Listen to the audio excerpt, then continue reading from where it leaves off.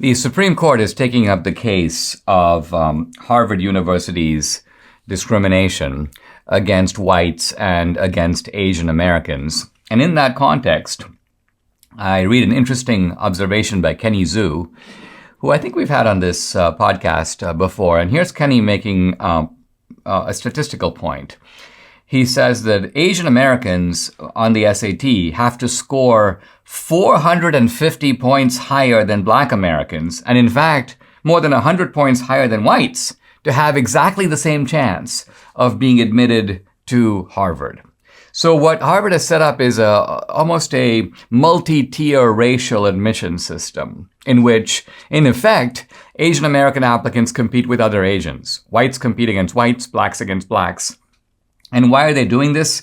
To create a racially balanced outcome.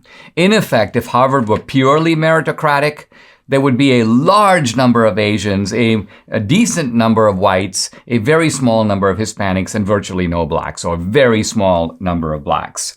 Now, Ibram Kendi, the critical race theory activist, hard to call him really a scholar, he makes the point, he looks at that result, the merit result, you might say, and he goes, what are you saying? Are you saying that blacks are inferior?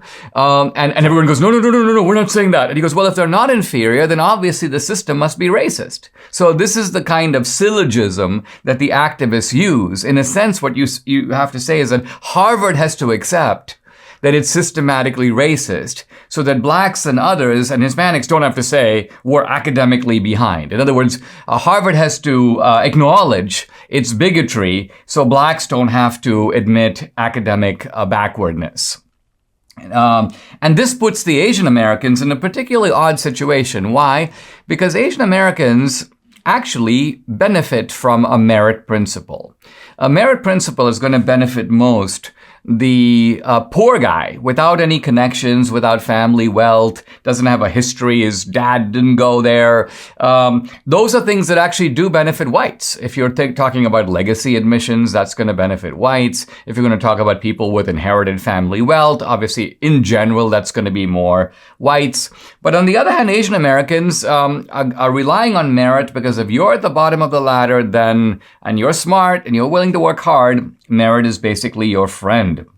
And yet, and here's the paradox, there are some prominent Asian Americans who are defending affirmative action. Now, why is that? Why would Asian Americans act against their own self-interest, against their group self-interest, and speak out against merit, which is obviously beneficial to them?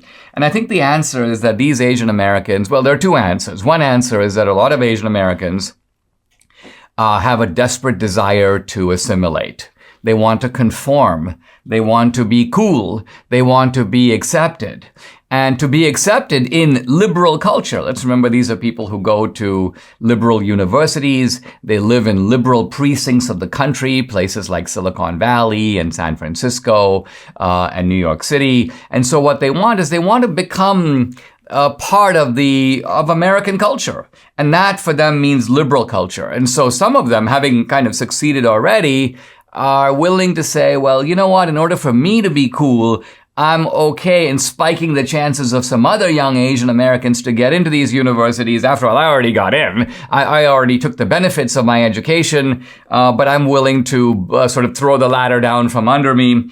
I think the other factor is that you have this rather disgusting phenomenon really in every ethnic community. I would call it the professional Asian American. This is literally the kind of the Asian American equivalent, let's say, of a kind of Al Sharpton. And these are, I mean, first of all, these are the dregs. These are the dumbest guys in the Asian community. But what happens is that the liberals say, let's recruit them. Let's make them. These are sort of our Asian Obamas. Let's bring them all because after all, these are guys who will tout our party line. These are people who won't hesitate to spike the true interests of their own community. Why? Because there's some benefit in it for them.